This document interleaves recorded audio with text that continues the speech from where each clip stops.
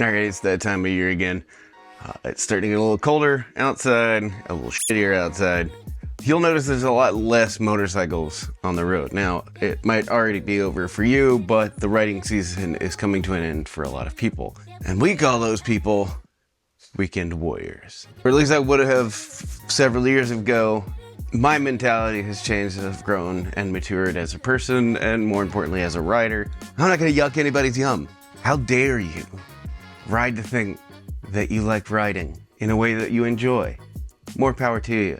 I don't care as long as people are being safe. And in my eyes, comfort is also a part of safety. So if you're one of those people that is not bothered by cold temperatures or rain while riding, that doesn't put you off, I'm just gonna share some tips and a few things I use to get a little bit more out of my riding season, be a little more comfortable on the bike, and thus enjoy it a lot longer. It's not like I have any choice. It's my only vehicle. So I had to. Let's get into it.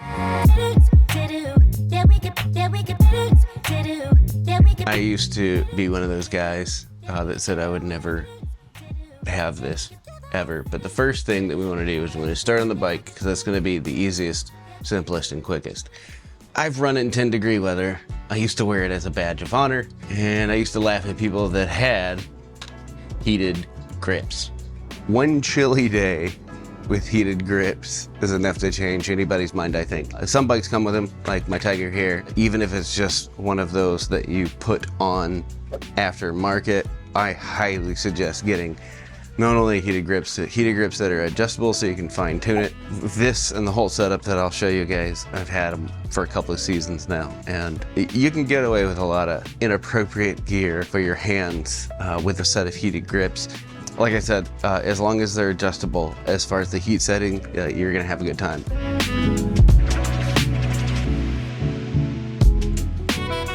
Next thing we'll talk about is hand coverings. I have Barkbuster VPS handguards on here, which work really great because I have this little convertible thing where you take a couple of screws out and pull this up and you get a bigger windscreen. But for the summertime, keep it nice and low, which means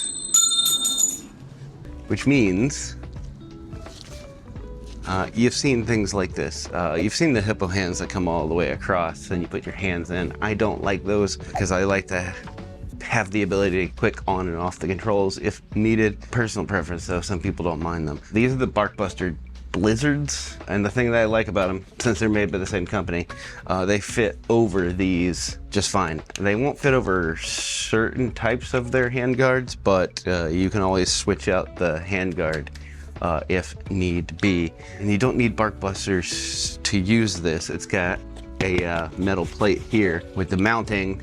It just slides in. That metal plate acts as a brace to keep it nice and stiff. So even if you don't have handguards, you can get something like this. And they're easy on, easy off. Usually about this time of year, I'll put them on and just leave them on until springtime. Like, it all comes with the mounting kit and stuff like that. They're fantastic because they keep wind and water out, but they also keep all the heat being generated off your hands inside. So there's a nice little pool of warm, which I realize sounds grosser than it needs to. I can wear summer gloves down to probably about 40 degrees and be perfectly fine. The temperatures start dropping below that where I have to bulk up to my fall gloves, and I've had that down into 15, 20 degree weather. These things are amazing. They look a little doofy, but they're worth it. And the last thing, and that is a heated seat. This one, again, the Tiger comes with a heated seat option for both the rider and passenger, but they also sell things that you can put down that just plug into your bike and keep your buns nice and toasty. You're gonna notice a theme throughout all of this, and that is there's warmth in very specific spots, and we're gonna get into that. Now, some of you may have noticed this little plug right here, and we'll get into that next. All right, we're inside, hoodies off, wholly wrinkled shirt, Batman, but we're nice and toasty. Speaking of nice and toasty, I told you the bike stuff would be real quick and painless, and that's because the main focus of all this is going to be the gear, the stuff that's on your body. The largest part of keeping yourself warm before we get into the actual stuff, just a little microscience, and that is the whole purpose of your body is to burn energy and shed heat. Your body creates all this energy, burning up calories to let you go do whatever you're doing. It sheds heat. Shedding that heat means you're losing that warmth. So we're trying to keep all that in. We're also trying to generate less energy by heating.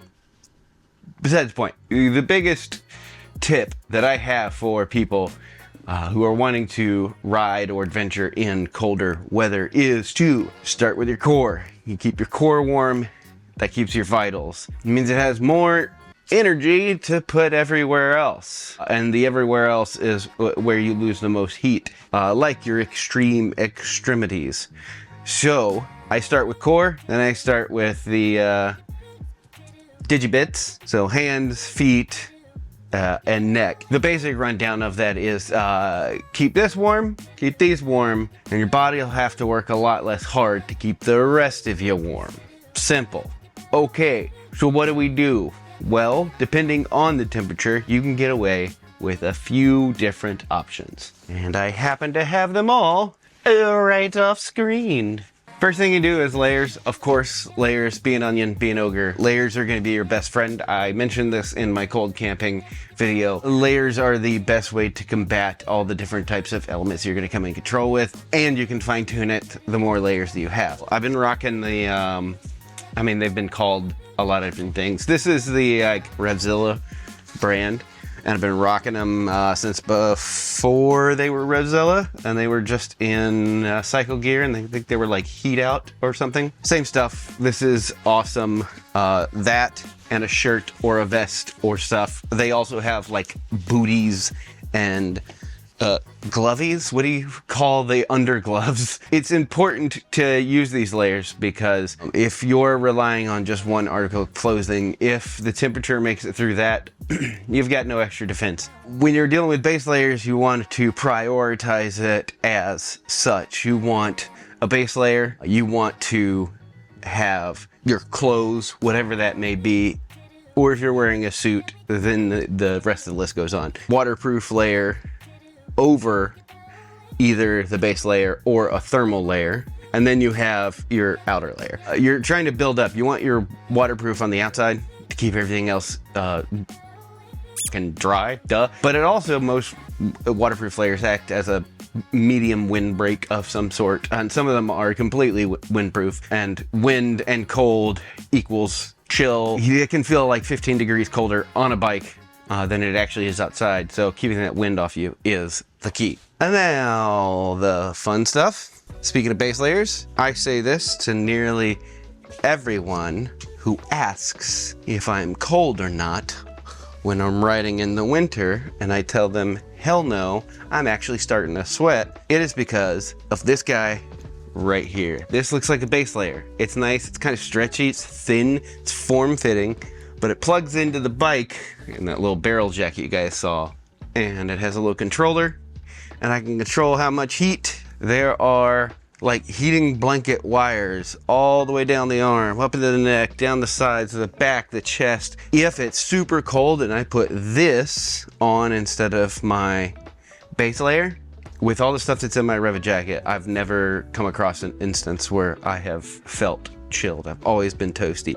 This is the secret sauce. This is the secret weapon. This is like the SEAL Team 6 of keeping your body warm. There are a lot of different heated garments that you can buy. I like this one more than any of the ones that I've ever tried because of the material. The fact that it stretches, so you buy it one size down and it'll fit super snug and keep all those wires nice and tight. The wires in the neck help with keeping your neck warm. I don't have to wear a super thick neck tube or a gaiter or a balaclava. I can get away with something a little bit thinner. So if you get nothing else for yourself in the winter, the first gear, or they may not sell that one anymore, but something like it, form-fitting, snug, plugs into the bike. They have wireless options, the battery options. I don't know how long they last.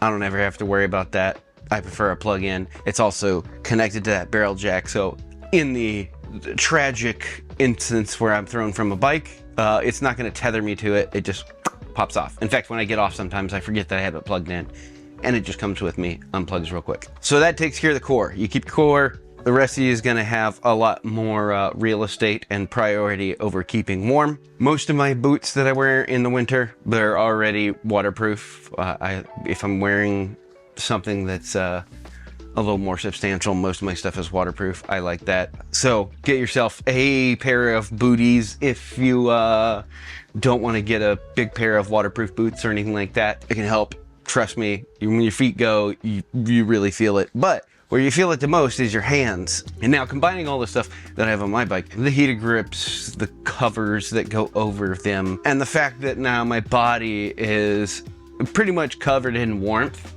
meaning that it can use all that energy to keep my hands nice and warm and to help it out, you're gonna get winter gloves. The good news is, because we've got all that crap, we don't have to wear the super bulky, thick, uncomfortable, can't move your fingers gloves. I have two pairs that I use in the winter depending on what I'm doing. These are a pair of Reacts, which is another Revzilla brand. I like them because they're nice and thin and comfortable with a nice thermal layer on the inside. Yeah, I can ride with these for quite some time. They fit nice and snug underneath the jacket. These are a little bit thicker than the ones I prefer, which are the Revits, of course. These are the not winter gloves, honestly. I like these because they leave me a lot of dexterity and a lot of feeling in the fingertips. They're roughly, I mean, the same. If it weren't for that, you might not be able to tell that they're any different, but I like the feeling they give. And because, like I said, we've got all that other crap, we don't really need anything super heavy. These are two examples of gloves that I've ridden in very cold temperatures with that setup that I have. These I've ridden down to like 35, these down to 40, 45. As you can tell, these are not much at all, and I've had them in cold weather and they feel just fine. Also fucking gross, but like, yeah. Revit Volcano completely discontinued entirely, so it doesn't really matter. But basically what it boils down to, we're gonna circle back to the beginning of this video, and that I used to clown on people who had all the Farkles and the plugins and the heated grips and only showed out when it was mildly cold or better. I have since learned, especially since getting a bike that I actually love, that I love riding. I want to be able to enjoy the thing that I love doing. So I'm going to take those steps, and now I get it. I get why they were doing what they were doing, because they love riding too. I want to make sure that everybody's being safe. That's my main focus. For anything that I ever talk about or do, or how I represent myself when I'm out amongst the normies, the muggles, is I want to make sure that if people are interested in motorcycles or they are riding motorcycles, they're doing so safely and comfortably, and more importantly, having fun. And if you're okay with the cold, you can still enjoy riding as long as you're making yourself comfortable and safe. If you're interested in whatever I have links to, they'll be down in the description. Leave me a comment down below. What is your hack for riding in horrible, inclement weather? And could you go back to Snowmageddon and tell me at that time what it was? Because I was a dumb